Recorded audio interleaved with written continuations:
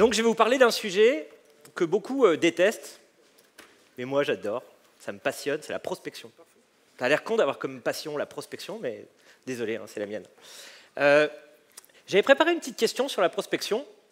J'aimerais savoir, et c'est pour de vrai, c'est pas juste pour créer de l'interaction, mais combien de personnes ici ont déjà fait de la prospection? Est-ce que vous pouvez lever la main? Yeah! Ah, vous êtes au moins 80%. Parmi ceux qui ont levé la main, il y en a qui seraient prêts à refaire comme ça 2 mois de prospection. Allez, 2 mois. Il y a quand même quelques fans, mais enfin, globalement, il y a un paquet de dégoûtés. C'est vrai? Et pourquoi on est dégoûté de la prospection?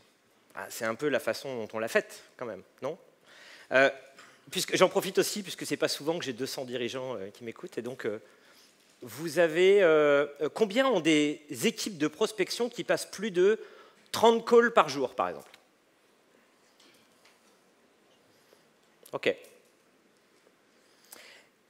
Et combien d'entre vous, puisque vous êtes dirigeant et que vous achetez des produits ou des services, combien d'entre vous ont déjà acheté un produit ou un service sur démarchage téléphonique?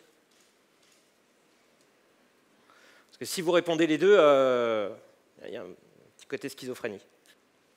Donc on va essayer de comprendre pourquoi c'est dur, pourquoi ça nous fait saigner le cœur, la prospection. Vous voyez ce graphe? C'est le temps qu'on passe un prospecteur, comment il répartit son temps. Vous avez 13% de son temps, c'est pour sourcer. Alors sourcer, c'est trouver les prospects qu'il va aller attaquer, ou alors ça peut être filtrer aussi des prospects qui rentrent, hein, parce que sur tous les prospects inbound que vous avez, de manière générale, on dit qu'il y en a 30% qui sont intéressants à travailler. OK? Il va passer 20% de son temps à faire de la conversation ou du meeting physique. 67%, c'est de la prise de contact. Et c'est pour ça que c'est dur. Pourquoi il passe autant de temps juste pour essayer de joindre des décideurs? Donc je vous ai mis un autre graphe. Il est terrible ce graphe. Aujourd'hui, on dit il faut 8 à 12 tentatives pour arriver à joindre un décideur. Un mail, un coup de téléphone, un email qui ne marche pas, un truc. 8 à 12 tentatives. Les commerciaux, ils arrêtent à 1,3. Ben, on les comprend. Hein. Et surtout, regardez ces chiffres en bas, c'est ce que j'adore. 2010-2016, c'est 2 fois plus dur en 6 ans. C'est pas dingue ces chiffres? 2 fois plus dur. Et pourquoi c'est dur? Pourquoi c'est devenu si dur? Moi, j'ai mes 2 petites raisons. Je pense qu'il faut se mettre du côté du décideur et du côté du commercial qui prospecte. Du côté du décideur, ben, on est acheteur, hein, donc on n'aime pas se faire pitcher. C'est pour ça que le Lead Summit, il est no pitch. On n'aime pas se faire pitcher. On n'aime pas non plus que quelqu'un nous appelle, c'est intrusif. Enfin, la relation, elle démarre mal, quoi. On n'a pas envie de me déranger et surtout, je n'ai pas envie qu'on essaie de me forcer à écouter un pitch. Parce que moi, je veux être libre. Je veux choisir par moi-même. Je veux me sentir autonome. Et quand quelqu'un m'appelle de manière intrusive sur mon téléphone, d'ailleurs, vous trouverez mon téléphone, hein, c'est mon perso, hein, comme beaucoup d'entre nous. C'est-à-dire notre téléphone pro, il ne faut pas le dire au fisc, hein, mais c'est devenu notre téléphone perso. Donc il marche le week-end aussi, il marche à 20h. Voilà. Donc, premier truc, c'est intrusif et moi j'ai besoin d'autonomie. Deuxième problème, selon moi, c'est du point de vue du commercial. Si vous passez 30 calls, 50 calls, vous êtes commercial, vous êtes prospecteur, vous devez passer 50 calls dans la journée. On les connaît les stats, hein, vous allez prendre 48 murs. 48 personnes qui soit elles ne sont pas là, soit elles vous envoient bouler. Et on imagine que je me prends 48 murs, par contre les 2 qui vont accepter de me parler, là je vais être super bon, je vais être à l'écoute, je vais être créatif, je vais lui laisser vachement d'autonomie pour le convaincre. Mais ce n'est pas comme ça que ça fonctionne. Notre cerveau, il ne fonctionne pas comme ça. Cerveau droit, cerveau gauche, c'est pas concevable, on est obligé de se blinder et d'être une machine. Quand on se prend 48 murs, comment on peut être créatif à l'écoute et aider un client? Non, on a envie de lui pousser le truc. C'est normal, c'est humain. C'est comme si on faisait... imaginez, vous êtes en Sibérie, vous cassez du caillou toute la journée. Puis le soir, vous écrivez de la prose, c'est magnifique. Dostoïevski, quoi. Ah, mais il n'y a que Dostoïevski. Et encore, je ne suis pas sûr qu'il cassait vraiment du caillou. C'est comme si on disait Zola, il était toute la journée dans les mines de charbon, et le soir, il écrivait Germinal. Ah, mais il n'était pas dans les mines de charbon. Sinon, il écrit jamais Germinal. C'est notre ergonomie qui est faite comme ça. Notre cerveau, il ne nous permet pas de faire je me prends des murs toute la journée, je fais du process, je me blinde, etc. Et tout d'un coup, je suis hyper créatif et je suis hyper bon et je suis à l'écoute, etc. Notre cerveau ne fonctionne pas comme ça. Je n'étais pas là pour vous parler de ça, je vais vous parler de stats. On a eu la chance d'analyser, c'est un peu exceptionnel parce que même les US, tout ça, je ne trouve pas vraiment les mêmes choses. On a pu analyser 500 000 conversations commerciales par email entre des commerciaux qui prospectent et qui demandent des rendez-vous et des décideurs de l'autre côté qui sont des marchés. On a tous ces échanges d'emails qui sont faits, d'accord? Et qui concernent 80 000 décideurs en France. C'est les stats France. On a les stats pour les autres pays, mais on fait sur les stats France. Vous pourriez nous demander comment on a eu accès à ça.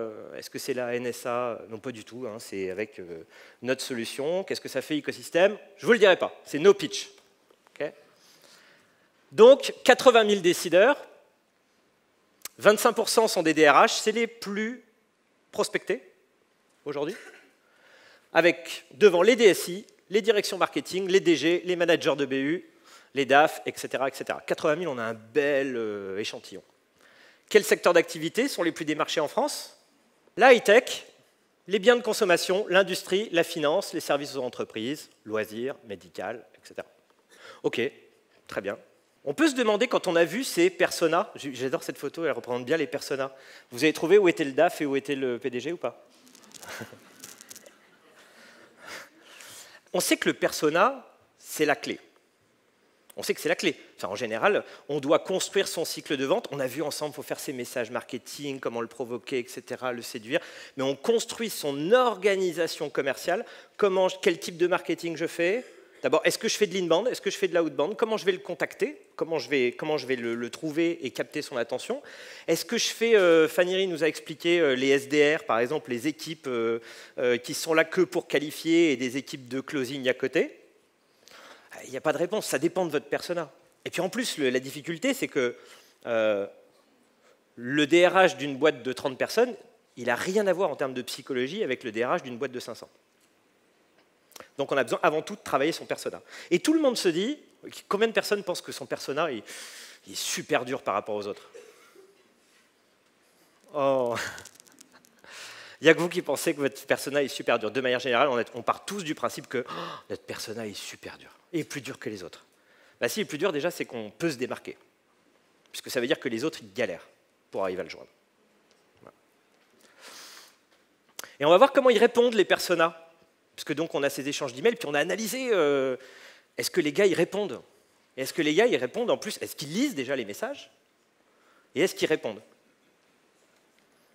Le plus facile, c'est le directeur commercial.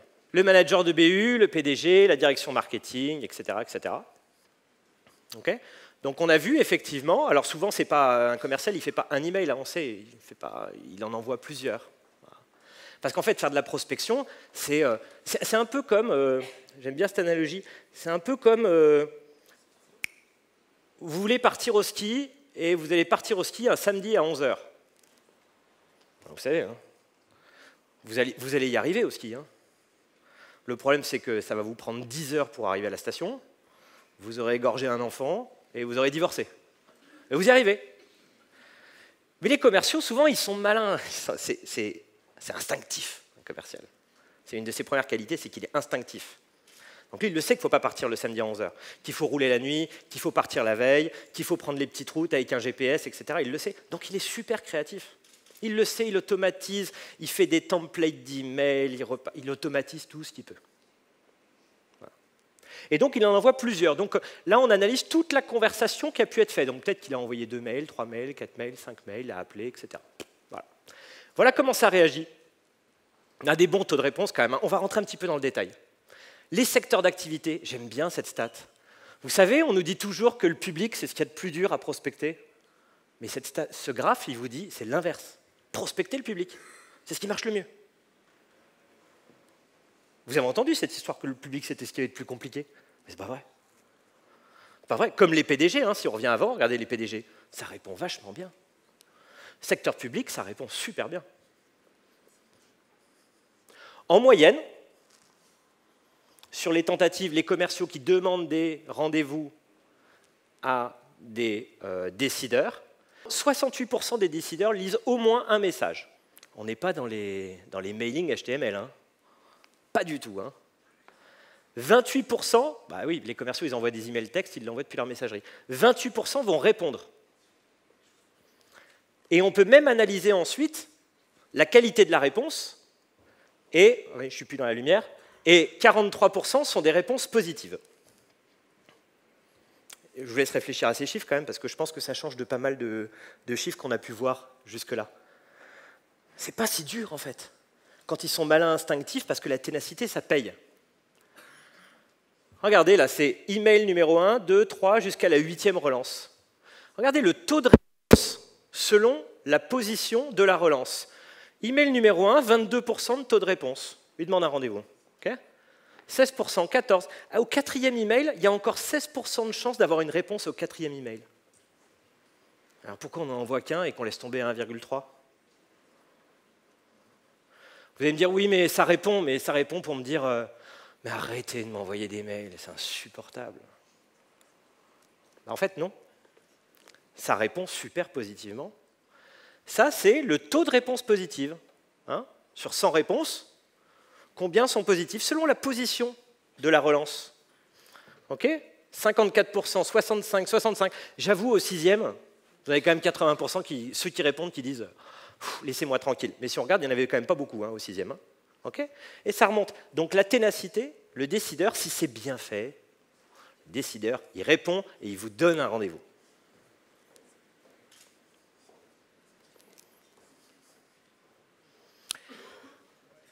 Donc je voulais vous présenter ces stats parce que je pense que c'est quand même des stats qui font réfléchir et puis quelques conclusions. Parce que tous les speakers que vous avez vus aujourd'hui, on leur a posé une question qui était de dire, vous avez 15 minutes, comment vous résumeriez vos 10 ans d'expérience? Qu'est-ce que vous avez appris? Voilà. Moi je suis cofondateur d'une boîte, mais je m'occupe surtout du marketing et de la prospection. Heureusement que j'adore ça. Hein. Et j'ai essayé de dire qu'est-ce que j'ai appris, moi, ces 10 dernières années. Pas seulement sur ces stats de manière générale.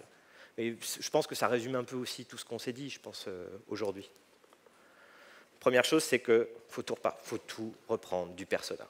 On doit vivre à sa place. Ce n'est pas seulement aimer son client. La façon dont il mange, qu'est-ce qu'il fait le week-end, les personas, encore une fois, on parlait d'émotions, c'est exactement ça. Le persona, il est comme nous. C'est le profil moyen, mais il est comme nous. Il se souvient de quand il faisait des barbecues avec des amis, ou quand il jouait avec ses enfants, ou quand il allait se rouler dans l'herbe quand il était gosse. Il a encore l'odeur de l'herbe, fraîche. Il est comme nous, il fonctionne avec le cœur. Okay, on repart du persona, bien le comprendre, pour savoir comment on va être disruptif, comment on va attirer son attention, comment on va le convaincre. Il faut vraiment, vraiment bien le connaître. Et on construit sa mécanique, on construit son cycle de vente autour du persona. En tout cas, voilà, c'est une simple conclusion de ce que j'ai appris. Deuxième chose, ce n'est pas tellement automatisé. Ce n'est pas tellement ça, j'aurais pas dû mettre automatisé. Mais disons que si on veut que nos commerciaux soient super bons, si on veut qu'ils soient vraiment convaincants ou vraiment exceptionnels, que l'expérience commerciale soit vraiment exceptionnelle, alors il faut qu'on lui vire toutes les tâches ingrates et répétitives. Parce qu'il ne peut pas. Si on lui demande des tâches stupides la moitié de sa journée, il ne faut pas imaginer qu'il soit intelligent au téléphone, et vous pouvez faire toutes les formations que vous pourrez, il ne peut pas. Donc tout ça, il va falloir à un moment qu'on le libère. Je ne parle pas des 27 champs à rentrer dans le CRM quand on a parlé à quelqu'un, je ne parle même pas de ça. Hein. Donc il faut simplifier. Qu'on ait des SDR, qu'on ait des fields, qu'on ait ce qu'on veut, etc. Qu'est-ce que j'ai appris d'autre? Il faut mixer les stratégies. Ce n'est pas le tout inbound, tout outbound. Moi, j'ai commencé au début, je me suis dit, oh, c'est con, faites de l'inbound ou de l'outbound. Mais dans une société qui fait, quand on est directeur marketing d'une société qui travaille du très grand compte sur des très très gros deals, son job, ce n'est pas de générer des leads, par exemple. C'est souvent plus d'influencer des opportunités qui sont détectées par ailleurs. L'inbound, ce n'est pas le Graal. Voilà. Et d'ailleurs, Guilhem, qui vend de l'inbound, la première chose qu'il vous a dit, c'est que ce n'est pas le Graal. Parce que c'est long à mettre en place, parce que c'est compliqué, parce qu'il faut avoir le discours, etc. C'est comme un cheval sur lequel vous allez courir. Voilà, donc il va vous porter, il vous permettre d'aller plus vite. Voilà. Mais à côté, on a tous des objectifs, etc. Et puis il y a des gens, il faut y aller. Hein. Il faut y aller, il faut les prospecter, ça fonctionne. Voilà. Et qu'on fasse de l'inbound ou de l'outbound, de toute façon, c'est pareil. Si c'est pour aller leur mettre des tas de tâches stupides à faire, parce que l'inbound, on disait 30% sont intéressants, ouais, mais enfin derrière, pareil, il faut les joindre. C'est pas parce qu'il vous a fait un formulaire de contact que vous allez le joindre. Hein. Vous l'aurez que dans 70% des cas. Et puis le tout dernier levier, pour moi, c'est bien de connaître son persona, mais il faut comprendre la psychologie humaine. C'est pas un gros mot, comme le mot amour, c'est pas un gros mot. Psychologie humaine, c'est comment je communique, c'est comprendre les mécanismes de l'influence et de la persuasion. Faire preuve d'autorité, le principe de la réciprocité. J'ai un bouquin génial, il faut que vous achetiez ce bouquin-là si vous ne l'avez pas fait. C'est les 6 principes de la persuasion de Cialdini. Robert Cialdini, vous pouvez noter. Il a été traduit en français. C'est une Bible. Pour nous, c'est une Bible, clairement. C'est comment on communique pour créer la curiosité, comment on crée la rareté, et qu'on écrive un message par mail ou qu'on soit dans un script encadré, comme disait Pierre tout à l'heure, ou dans une conversation, comment on fait partie de ces leviers. Comment on donne, pourquoi on fait des actes gratuits? Parce qu'il y a un phénomène très, très humain qui s'appelle la réciprocité. Si je vous donne quelque chose, vous avez besoin de me le rendre. C'est comme ça. Et donc, les petits cadeaux, les petites faveurs font que les gens ont envie de vous rendre service. L'autonomie, c'est super important. Tout ça, c'est des concepts, c'est des moteurs, c'est des leviers de psychologie. Quand vous les mettez en place, je vous jure que les résultats sont différents. C'est vraiment, vraiment différent. Parce que l'expérience client n'est plus du tout la même et vos taux de conversion n'ont plus rien à voir dans votre cycle de vente. J'ai terminé ma présentation. Et donc, je n'ai pas vraiment de talk de closing avant de vous laisser aller boire du champagne. D'ailleurs, je vois, ça y est, il y a déjà des mails, on check les mails, etc. Qu'est-ce qu'on retient? Vous avez peut-être noté ce qu'il faut retenir de la journée. Moi, je pense que c'est ça ce dont on nous a parlé aujourd'hui, c'est OK, il faut faire un truc exceptionnel. On sait pas trop. Enfin, il va falloir scaler. On a vu plein d'expériences sur comment on fait pour systématiser le fait de faire de l'exceptionnel. Et en même temps, il faut faire du volume. Il faut avoir une mécanique qui est en place. Et c'est toute la difficulté. Parce que faire la mécanique, ça, on sait bien faire. Nos écoles nous ont appris à faire la mécanique. Et comment là-dedans, on arrive à injecter de la créativité pour sortir du lot. Je vous remercie beaucoup d'avoir pris du temps cet après-midi pour nous. Et puis, j'espère qu'on va se croiser. Il y a les espaces conseils, j'y vais. Tous les speakers vont être là. Et puis maintenant, on va commencer à parler des vraies choses, de ce qui se passe vraiment dans votre entreprise et les problématiques que vous pouvez rencontrer. Et on est là pour ça. Et je vous demande de remercier tous les speakers qui étaient là cet après-midi et qui ont eu la gentillesse de venir parler. Merci à tous. À tout de suite.